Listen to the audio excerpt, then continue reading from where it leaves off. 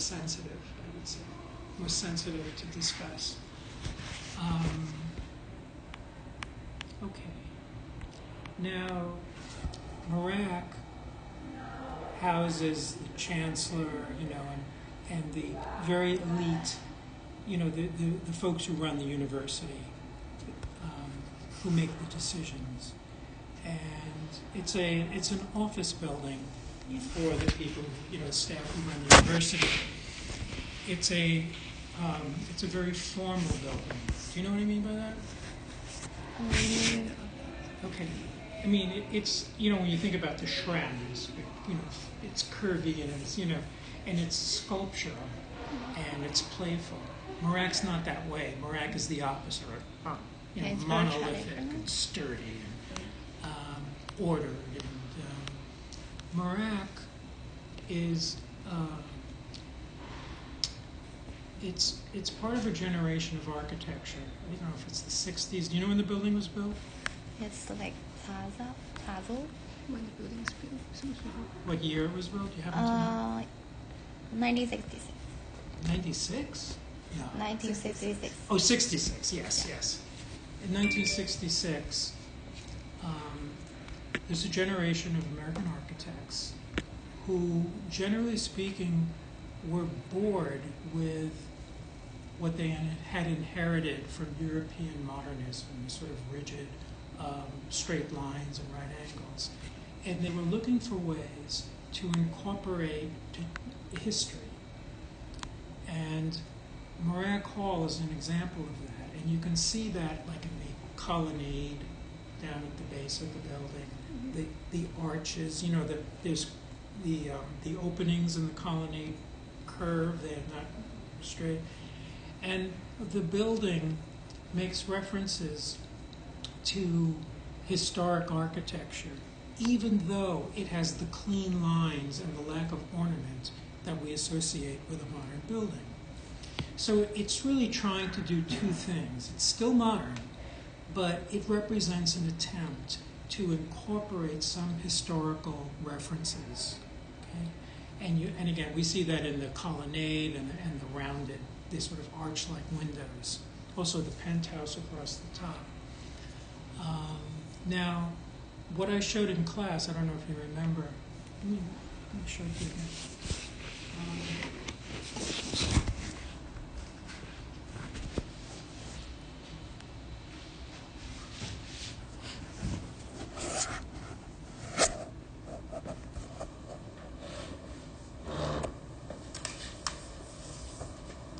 Now, the Merak, one interesting thing about the Merak building is that you can pass through it so easily. You can just walk right through it. Right? It's the same on the front and the back. Mm-hmm. So you can walk in the lobby on one side and just go right through and come out the other side. And I've always wondered about that, how that came to be.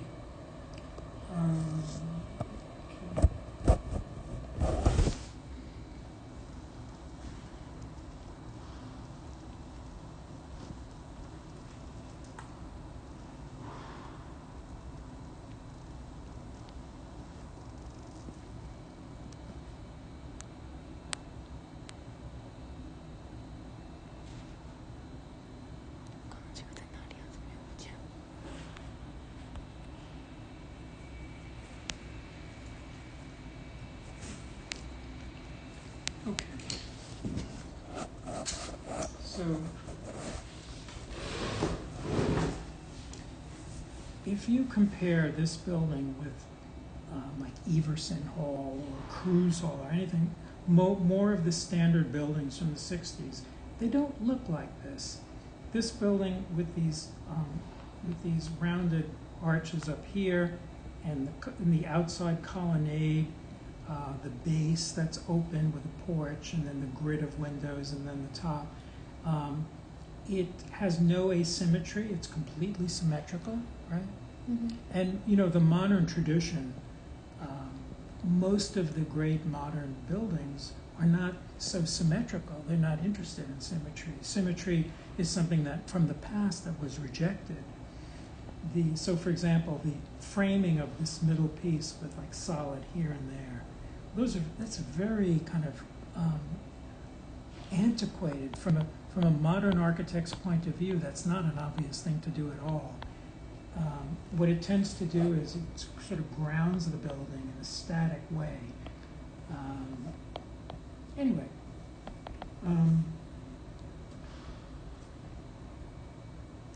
this is like a penthouse, right? Because what's happening really is that this colonnade, this porch down below, is really repeated across the top. And what it does is, and you can tell from the railings, it creates terraces for the people who work on the top floor. And, you know, if you're, let's say you're the chancellor of the university, it's the highest position, you know, of thousands and thousands of workers, faculty, students, and you're like the boss. And it's very interesting that they created a building such that, you know, the boss can like actually occupy the boss's or the chancellor's elite position in the hierarchy of the university is reinforced by an architecture that creates this type of formality, that allows someone special to stand in these rooms and look out over this formal mall, you know. You know, that sometimes people talk about the view from the king's bedroom in Versailles, you know, the palace in Versailles. You can see he goes up and looks out and like the world is his, you know, all of this symmetry reflects on his position. And this building does something like that. Not nearly as austere, but something similar, but something that really is not, we don't associate with the modern sensibility. It's a much more hierarchical, elitist mode. And so people have spoken about this style. So here, there's this is a historian you can look up, Charles Jenks. And he's not referring just to this building, he's referring to many buildings that are built in this spirit.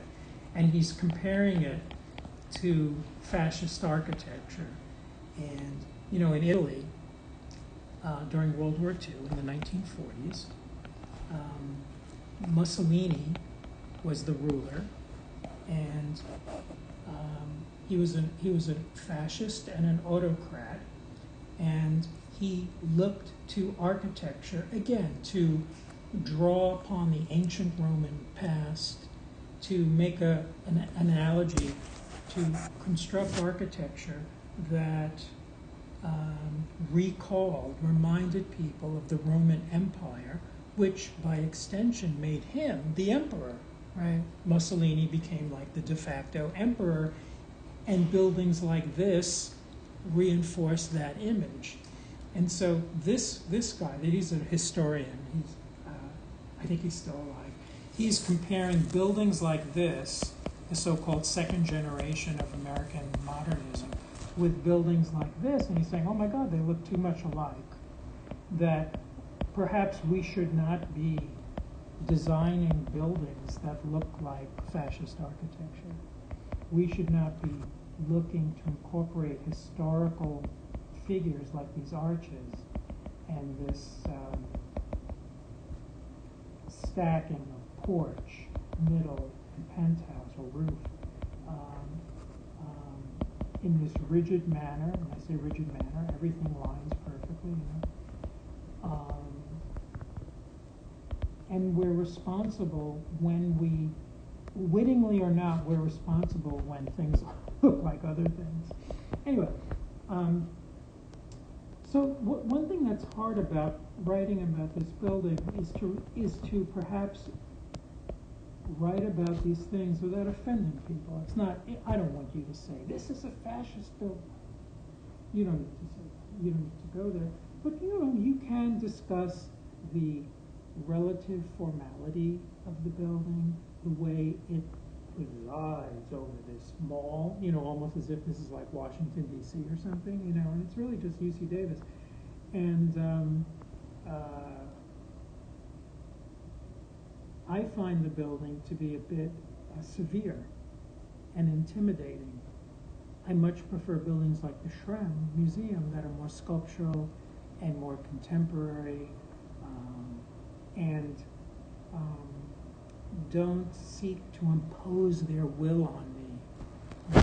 You know, this with that wall, that imposing, what is it, 1, 2, 3, 4, 5-story wall that just like ends the landscaping. You know, it's intimidating, and I think that's unfortunate. Okay. Now, the lobby is something else entirely.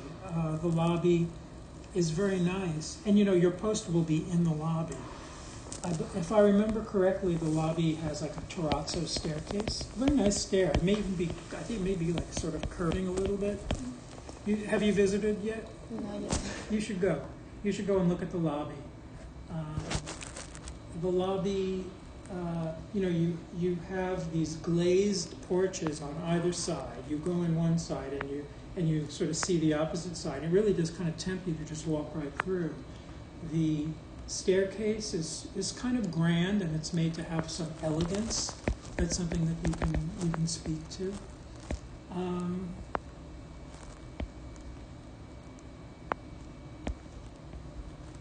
Gee, I wonder.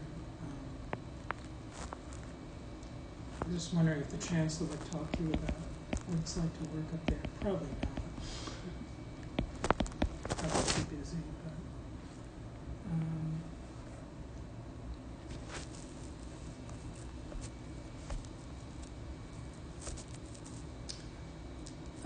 There's the campus architect is called, the office is called Design and Construction Management.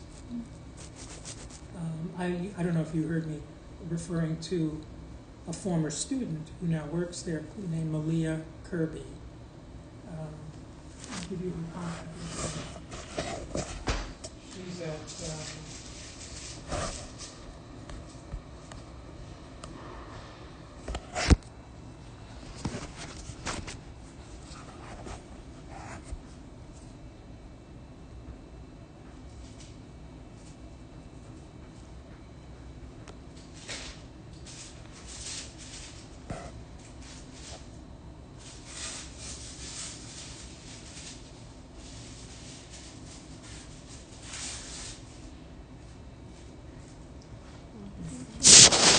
you could contact her and ask her if there are any project managers that she works with that are older than she is. She's like your age, so she doesn't know. But some of the older staff may even have been around when this building was built. You can ask if there's anyone who'd be willing to speak with you, and you can go over and get information about what they were thinking, what the architect's intentions were. You can also, she can probably send you digital version scans of the original drawings, if you don't know who the architect is. I think, you know, the best thing that you could do, if you were like wildly successful, you would help us to understand why the building looks the way it does. Why does it have this imposing formal facade? What do people think about it? You know, why did the architect do that? Was the architect commissioned to make like this perch, you know, this special place for the chancellor up on top? Was the architect instructed to celebrate the highest positions in the university by making this architecture that celebrated their place? Or did it just happen? It just, you know, they just built the building and then the chancellor said, oh, I like it up there, I think I ought to move there. I don't know, you know, but it'd be interesting to find out. Yeah, so, you know, like Thursday when we go to special collections, you might ask the librarian, is there any way I can research the intentions behind this design? You know, see what they say. Okay. If you don't find out anything, if you're not too successful, you can always, you know, identify the architect, the date it was built, and talk about the architectural vocabulary of the building, the incorporation of elements from Roman history, especially from Roman architectural history. You can easily say that typically the incorporation of historical references, like shown in this building, were done to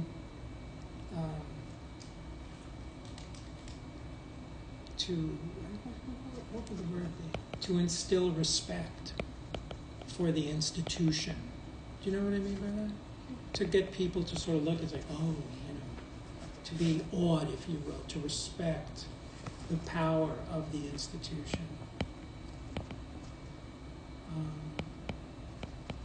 And that really is the main point of. That's so beautiful. It's so beautiful. You take it for granted. You know what a student sent me as a gift? Oh, it's Chinese. This is from the Forbidden City. This is a miniature seal of the Forbidden City. What's this? Was it right on?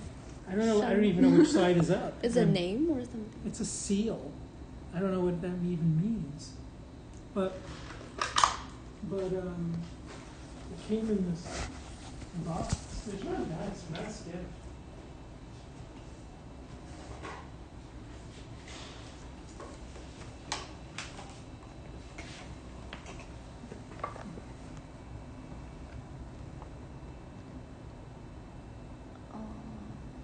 What's the name of the empire? Palace seal, it says. Palace seal. Such a lovely gift. Yeah. But the graphically, it's just so beautiful. Look, there's a little drawing of the building. I guess that's Tiananmen Square. I think Yeah, it is. Yeah. Yeah. Very nice. Okay, is that enough direction for Yeah, now? we already found a floor plan on the website, but I'm not Okay. sure is it the original one? Good question. Let's see what you got. This looks like an upper floor.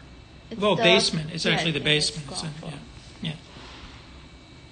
It'd be great if you can find the floor above the ground floor. Okay, so do Should we we need put all put of them yeah on? because it has 5 floors. Yeah. Well, Should we put all of them, the floor plan? no. No. Just, do you have the first floor plan?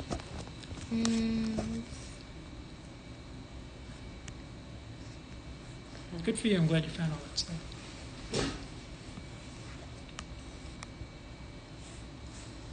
I love.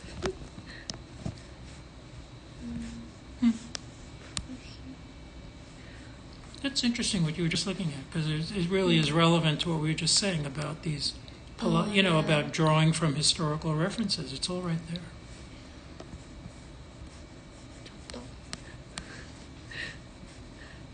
It's I love okay. the I mean, page. whenever someone's asked me to do something and they're standing over my shoulder, I can never do it. Oh, you found some great references. Yeah. Do you think which floor is recommended?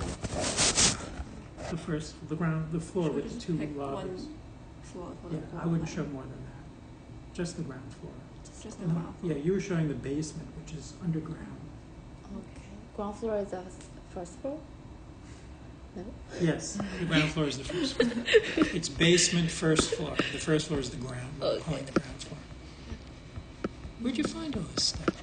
It's on our website, the UC Davis website. Huh, good for you. That's great.